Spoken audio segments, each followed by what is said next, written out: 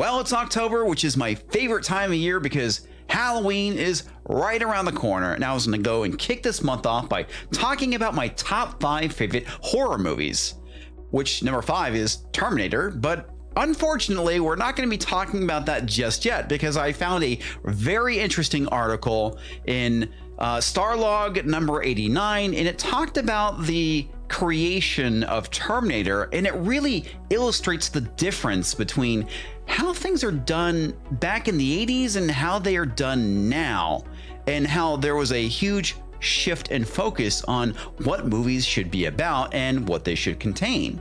Now, I bet you're asking yourself, what's a magazine comics division? Well, a magazine is where we used to go and get our articles back in the old-timey days before the internet. They were written on paper, compiled into what is called a magazine, or a newspaper, depending on what you're reading.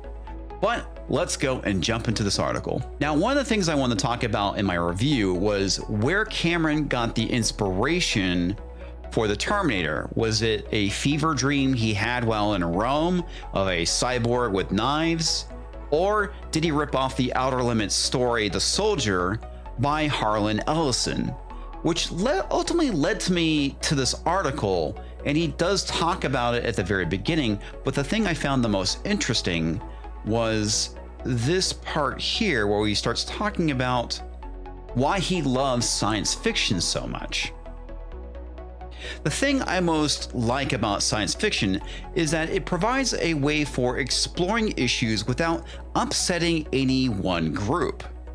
You can do a story about the oppressed minority, and your reader could range from people who are members of the oppressed minorities themselves to people who profit from the oppression. They can read the story and project their views and not get upset while also reading the other side. If you do a story about a Latino and a landlord today, however, then the reader may get upset and take the side without seeing the story is real and see what the story is really saying. Now, the thing that I find really unfortunate is it seems like back in 1984 you could tell a more nuanced story than you can today, which is a damn shame. And it's the reason why we get movies like Terminator Dark Fate, which was filled with politics, and it was very, very on the nose. Using science fiction as a way to comment on today's realities is another aspect of Terminator. The story is set in the present that is affected by the near future, says Cameron. The catastrophe which creates the future happens right around the corner from us today, and the people of that future, the year 2029, know the people from the present. There is a distinct relationship between the present and the future that I don't think has been done before. At that risk of telling the audience what they should think after they've seen the movie Terminator speaks to the fact that though none of us may think of much about the consequences of our actions as individuals might have on the future, those actions do have consequences. Okay, so Terminator is a very, very fascinating movie, and there's a lot of parallels between it and Greek mythology, specifically around defeating one's own fate.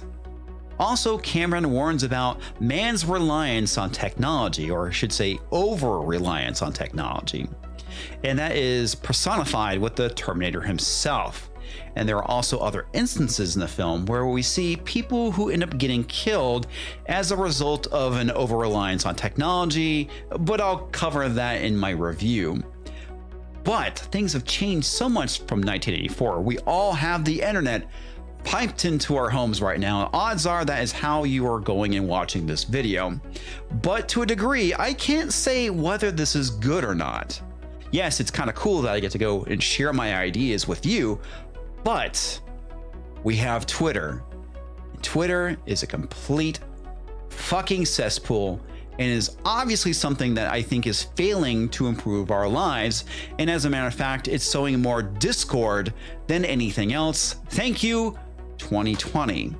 Basically, I want to give the audience an e-ticket ride.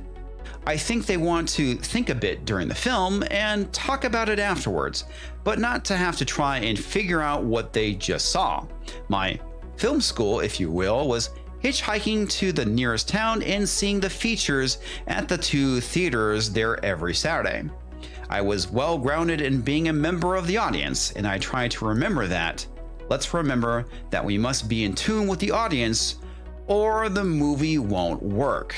And that, my friends, really is the key to all of this. Modern filmmakers have lost the ability to connect with their audience. And that's the reason why we get movies like Terminator Dark Fate, Captain Marvel, Charlie's Angels, and Bird of Prey. Now, I want to contrast this interview with the one from Tim Miller from last year talking about, misogyny. And it really kind of illustrates how he himself has lost the ability to connect with his audience. An early Dark Fate poster received backlash calling Davis and her co-stars feminazis and other chauvinistic hate speech. How do you think she'll be received in the room at Comic-Con? I love this part. If you are at all enlightened, she'll play like gangbusters. If you're a closet misogynist, she'll scare the fuck out of you. Because she's tough and strong, but very feminine. We didn't trade certain gender traits for others. She's just a very strong, and that frightens some dudes. You can see in the online responses to some of the early shit that's out there. Trolls on the internet, I don't give a fuck. That is why you fail. Ultimately, because Miller failed to connect with his audience, it's the reason why the movie did poorly. It wasn't a bunch of people who were misogynists criticizing the fact that women are in a movie.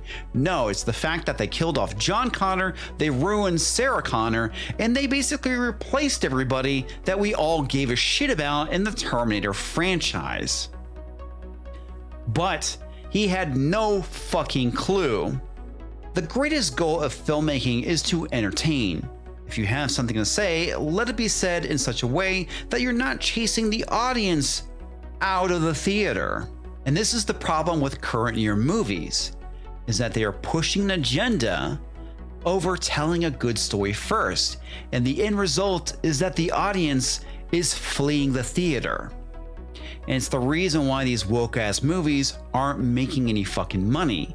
Because when the word gets out, people aren't going to fucking show up anymore. You have to entertain first, but many filmmakers have forgotten that there must be something more than entertainment. If you're just going to entertain, why are you doing it? The audience will walk out, and when they come off the emotional roller coaster, they have nothing left. There is more to film than just selling popcorn. The thing I find so funny about this is it makes me think of that quote by Martin Scorsese talking about the Marvel movies and how they are nothing more than theme park attractions. And that really does make a lot of sense because some of those movies really do lack substance, specifically Endgame. Comparing Terminators with other genre films, Cameron observes, there's a love story at its heart. To put it in a nutshell, I would call it a romantic nightmare. More work has been spent from a writing and acting standpoint, trying to make the people believable in a everyday setting, both in the future and the present. These are people who get up, eat their Wheaties, complain about how much money they're not making at their work. Then something incredible happens. The future comes down on them like a bag of bricks. In so many words, Cameron is describing the hero's journey. The hero is nothing more than just an average person. The call to adventure comes out, they choose to accept it, and then they go out on the quest. They face the trials and tribulations along the way, and then they come home forever changed. And you see this with the character of Sarah Connor, who is the hero of the film. The female lead, Lena Hamilton, goes from being a coffee shop waitress, a student, to where you see that she does have the potential to be a world leader, which is what she will become. It's a role for a woman.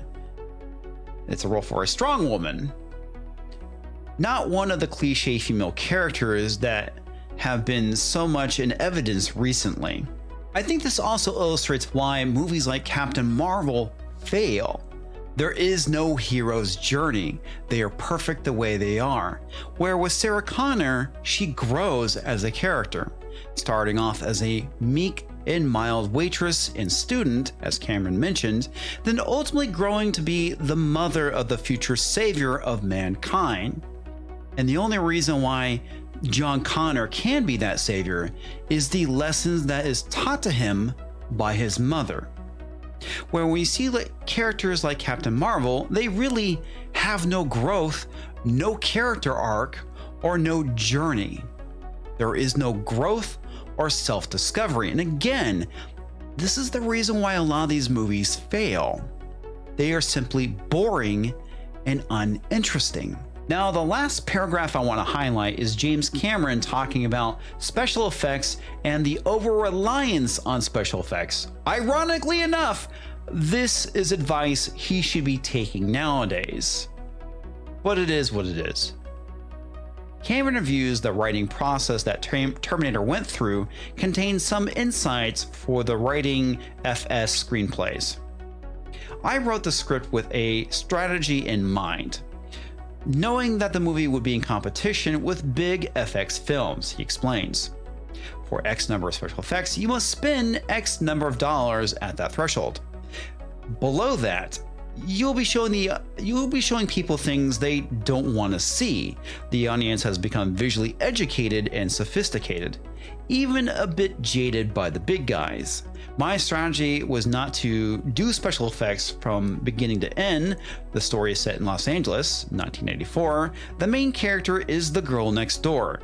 Everything plays out from beginning to end against an everyday backdrop. I think that when a film undergoes consideration for production, the first and foremost question is, does it work dramatically? Something I think a lot of modern films are probably lacking, but yet they get the green light anyway.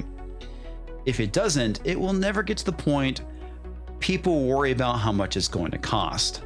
That is so very fascinating. I mean, James Cameron was saying these things back in 1984. Can you imagine what 1984 James Cameron would think of modern day filmmaking with CG and these overinflated budgets? I'm sure he probably could not comprehend it. A writer should know enough about special effects to be able to stay away from them.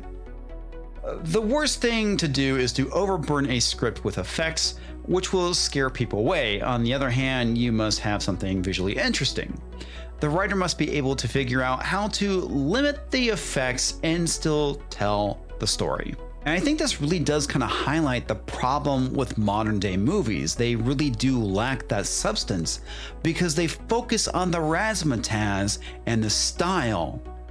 So rather than telling a good story with interesting characters that you can go and relate to, it's explosions! That's what Hollywood is focusing on these days, and unfortunately, James Cameron of 1984 simply just doesn't exist anymore because he's become a part of the studio system, which is rather unfortunate because I honestly like his older stuff more than what we got like out of Avatar, and I don't remember what the fuck he's done recently other than that. But anyway, that's all I got for tonight, folks. What do you think of this article? I find it really interesting to read about how films were being made back in the 80s versus now, and how just like the complete attitudes about things have changed. With Tim Miller going and insulting his audience and not having that connection, being so disconnected, not being able to understand why people had a problem with Dark Fate. And ultimately, to James Cameron becoming a part of the studio system, because Terminator made his career. Before that, he really kind of was a nobody. I mean, yeah, he was around, he did a few things, he had one other movie before that. And again, that's something I'll be talking about in my review. But that's all I got tonight, folks. Let me know what your thoughts are. I'll catch you next time. Wow, you made it all the way to the end of the video. Well, if you could do me a huge favor while you're here, if you're new to the channel, go and click that subscribe button. Bash that bell for instant notifications. Smash that like button if you enjoyed this video. I even have a P.O. box if you want to go and send me some fan mail. And yes, I finally have received some. Figured I should probably go and update that just because, you know, it's been some time. Well, I've finally done it. I've gone and launched my new website, so go and head over to pixelnation.io. There you'll be able to find all my current videos, even some past live streams, as well as the thought of the day, week, or month, depending on when I actually get around to writing something. Also, in the next couple weeks, I'll be launching my new forums, so keep an eye out for that. I would love to give a huge shout out to all my Subscribe Star supporters, because without you, I'd still be making content. But in all seriousness, I do appreciate your support and your help.